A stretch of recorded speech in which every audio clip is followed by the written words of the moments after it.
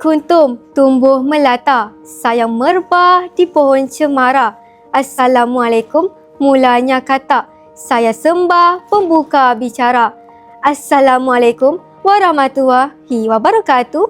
Salam sejahtera, salam Malaysia Madani. Terima kasih atas kesempatan yang diberikan. Tidak manis jika saya tidak perkenalkan diri. Nama diberi Nur Izzati Insyirah binti Muhammad Izzuan. Novel yang berjaya menarik minat, perhatian dan minda saya ialah novel karya Abdul Latif bin Talib. Terbitan Mika Cemerlang SDN BHD, di mana cetakan pertamanya adalah pada tahun 2014.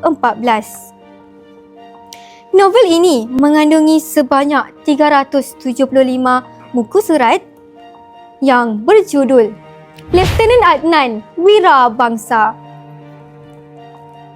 Hadirin sekalian, setelah saya meneliti novel ini dengan lebih mendalam, saya dapati novel ini mengandungi jalan cerita yang penuh dengan kisah tragis, penuh dengan cabaran dan kisah yang menyayat hati, sehingga membuat saya rasa kagum akan jalan ceritanya.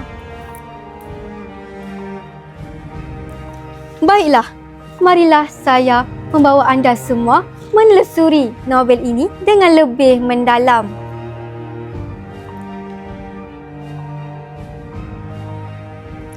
Kisah Lieutenant Adnan Wira Bangsa bermula dengan latar kehidupan seorang pemuda Melayu bernama Adnan.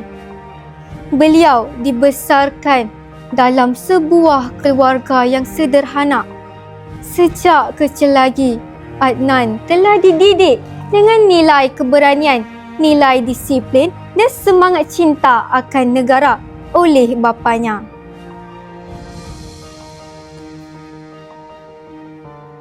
Didikan inilah yang menjadi asas kepada pembentukan jati dirinya sebagai seorang pejuang negara yang berani.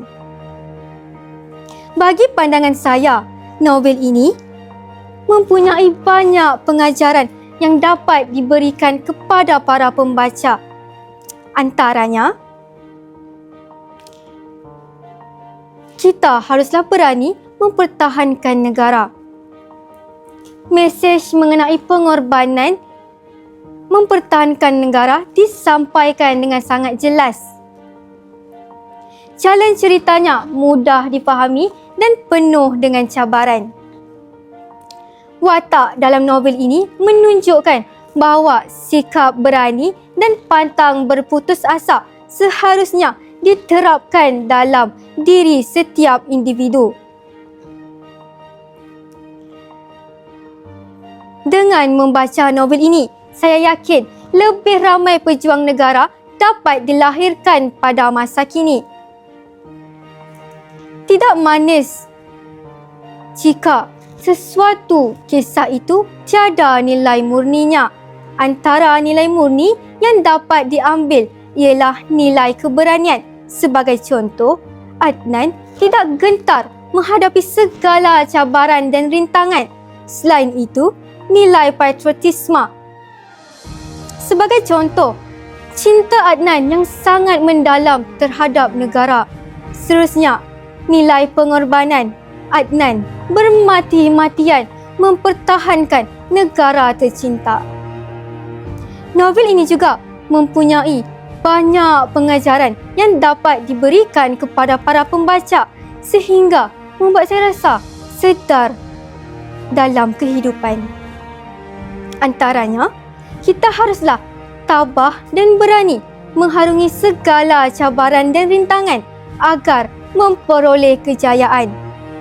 Seterusnya, kita haruslah mempunyai semangat patriotisme yang tinggi untuk mempertahankan negara demi melahirkan semangat perjuangan.